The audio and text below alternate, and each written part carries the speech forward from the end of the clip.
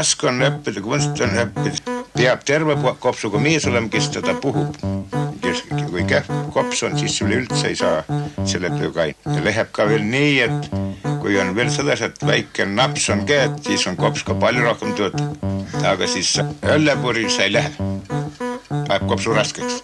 Aga vinaga siis on ikka rohkem kops töötab ja veri on muidu ka vähe teistmoodi ja ikka tahtmine ja elu.